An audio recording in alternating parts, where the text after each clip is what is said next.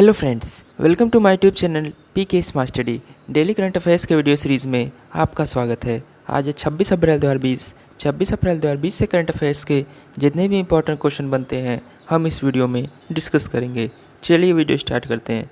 आज का पहला इंपॉर्टेंट क्वेश्चन है, हाल ही में शांति के लिए बहुपक्षवाद और कूटनीति का अंतर्राष्ट्रीय दिवस कब मनाया गया? इसका सही आंसर है ऑप्शन नंबर बी, 24 अप्रैल। 24 अप्रैल को अंतर्राष्ट्रीय बहुपक्षवाद और शांति के लिए कूटनीति दिवस माना जाता है। यह दिन शैक्षिक और सार्वजनिक जागरूकता बढ़ाने वाली गतिविधियों के माध्यम से शांति के लिए बहुपक्षवाद और कूटनीति के लाभों का प्रसार करता है। यह दिन मनाने और बढ़ावा देने के लिए संयुक्त राष्ट्र महासभा एक दिवसीय उच्च स्तरीय पूर्ण बैठक बुलाती है। अगले क्वेश्चन पर जाने से पहले अगर ये वीडियो आपको पसंद आ रही हो तो लाइक और शेयर जरूर कर दें। साथ ही में हमारे Telegram channel PK smart study को भी ज्वाइन कर लें, वहाँ आपको सारे पीडीएफ एक साथ मिल जाएंगे। टेलीग्राम चैनल का लिंक आपको डिस्क्रिप्शन में मिल जाएगा। क्वेश्चन नंबर 2, हाल ही में किसने केंद्रीय सतर्कता आयुक्त के रूप में शपथ ली है? इसका सही आंसर है option number B, Sanjay Kothari ji. प्रधानमंत्री नरेंद्र मोदी की अध्यक्षता वाली उच्च स्तरीय समिति द्वारा संजय कोठारी को नया केंद्रीय सतर्कता आयुक्त चुना गया है। वे वर्तमान में राष्ट्रपति के सचिव के रूप में कार्यरत हैं। केंद्रीय सतर्कता आयोग पर एक स्वायत्त संस्था है जो भ्रष्टाचार पर निगरानी रखता है।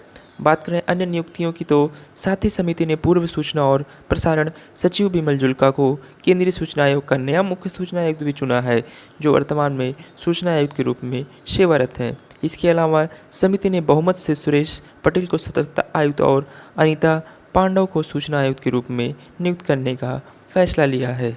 चलिए आपको इमेज में दिखाते हैं। ये आपको इमेज में दिखाई दे रहे हैं, ये हैं संजय कोठारी जी। चलिए चलते हैं क्वेश्चन नंबर 3 की तरफ।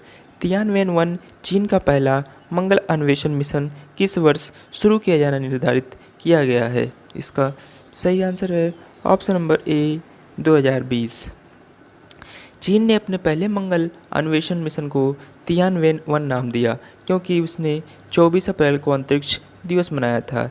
यह अवलोकन 1970 में देश के पहले उपग्रह डोंगफोंग होंगआई के प्रक्षेपण की 50वीं वर्षगांठ के अवसर पर है। चीन के पहले मंगल मिशन को 2020 में लॉन्च करने का कार्यक्रम निर्धारित किया गया है। चलिए अब आपको चीन के बारे में बातें हैं। चीन की कैपिटल है बीजिंग। प्रेसिडेंट है शी जिनपिंग, जो कि आपको इमेज में दिखाई दे रहे हैं। करेंसी की बात करें तो renminbi. National day 1 October. Highest mountain है माउंट एवरेस्ट। बात करें नेशनल गेम की तो नेशनल गेम है table tennis. Bird award giant panda. Flower plum blossom. Parliament name national people's congress. World's largest standing army की बात करें तो चाइना के पास है। वर्ल्ड्स लार्जेस्ट इकोनॉमी है चाइना की। चलिए आपको मैप में दिखाते हैं, ये मैप में चाइना। चलते हैं क्वेश्चन नंबर 4 की तरफ। किस देश ने हाल ही में अपनी आर्थिक आवश्यकता के लिए देश में भांग की खेती को वैध बनाया है? इसका सही आंसर है option number D, Lebanon. Lebanon ने देश में भांग की खेती की इस उम्मीद से वैध किया कि संयंत्र से होने वाली बिक्री से उसकी ऋणग्रस्त अर्थव्यवस्था को कुछ राहत मिलेगी। इसके साथ ही यह मारुजुआना खेती को वैध बनाने वाला पहला अरब देश बन गया है। चलिए अब आपको लेबनान के बारे में बातें हैं। लेबनान की कैपिटल है बेरूट। प्रेसिडेंट है माइकल आउन। प्राइम मिनिस्टर है साद हरीरी, जो कि आपको इमेज में दिखाई दे रहे हैं। करेंसी है लेबानीज पाउंड। नेशनल डे 22 नवंबर। हाईएस्ट माउंटेन है कुर्नाडस स्वाडा। नेशनल गेम की बात करते हैं एसोसिएशन फुटबॉल। एनिमल है स्ट्रिप्ड हायना। बर्ड है फोनिक्स। फ्लावर है सेडार। पार्लियामेंट नेम है नेशनल असेंबली। चलिए आपको मैप में दिखाते हैं, ये मैप में लेबनान। चलिए चलते हैं क्वेश्चन नंबर 5 की तरफ। हाल ही में उच्च प्राथमिक चरण के लिए वैकल्पिक शैक्षणिक कैलेंडर का विकास किसने किया है? इसका सही आंसर है ऑप्शन नंबर बी, NCERT। केंद्रीय मानव संसाधन विकास मंत्रालय मंत्री रमेश पोखरियाल निशंक ने 23 अप्रैल को उच्च प्राथमिक चरण यानी कि कक्षा 6 से लेकर 8 में वैकल्पिक शैक्षणिक कैलेंडर जारी किया। यह कैलेंडर MHRD के मार्गदर्शन में NCERT द्वारा विकसित किया गया। बात करें NCERT का तो NCERT का फुल फॉर्म है the national council of education research and training. चलिए चलते हैं क्वेश्चन नंबर 6 की तरफ।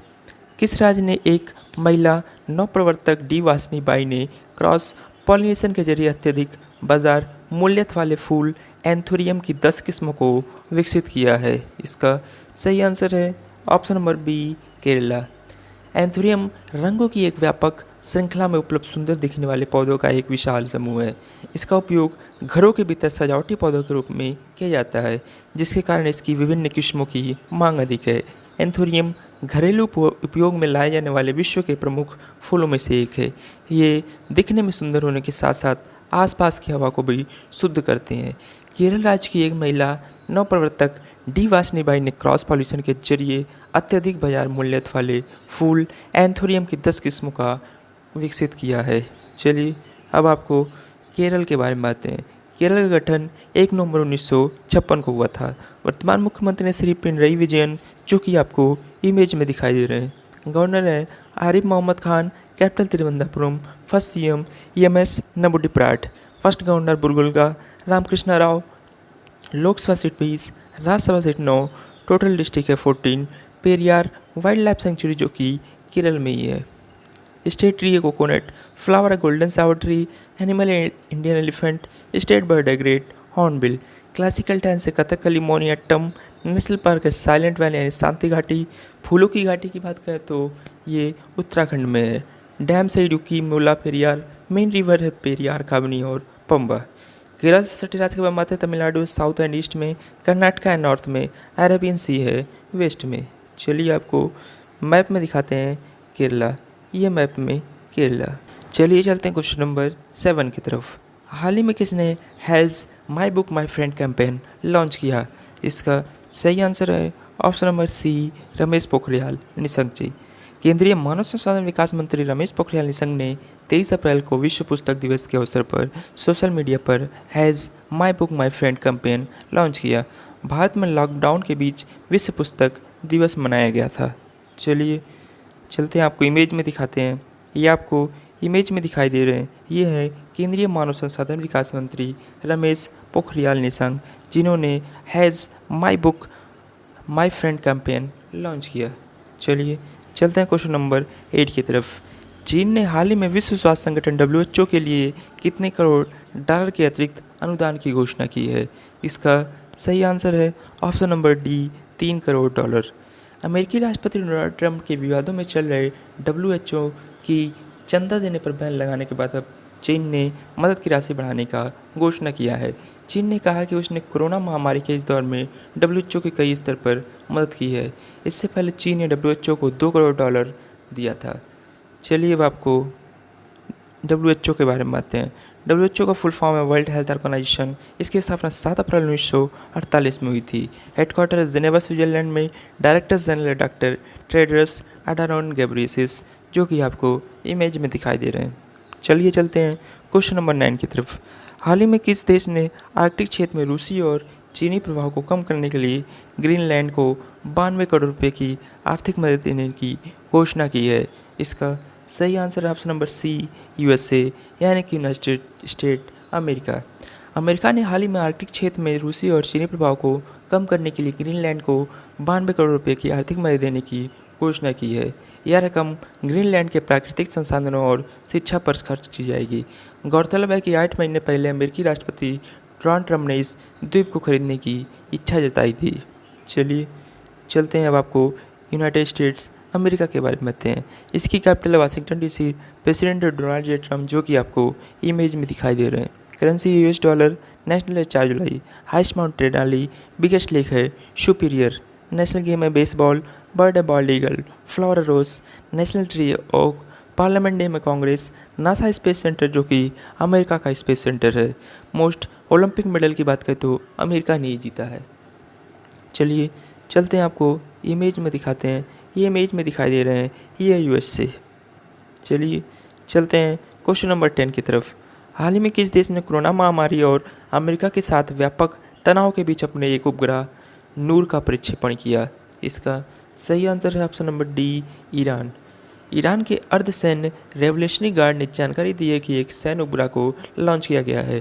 ईरान ने अपने पहले सैन्य उपग्रह नूर को सफलतापूर्वक लॉन्च किया है। यह उपग्रह पृथ्वी की सतह से 425 किलोमीटर ऊपर कक्षा में सफलतापूर्वक स्थापित हुआ है। यह उपग्रह ऐसे समय में प्रक्षेपित किया गया है जब दोनों देशों के बीच तनाव चल रहा था।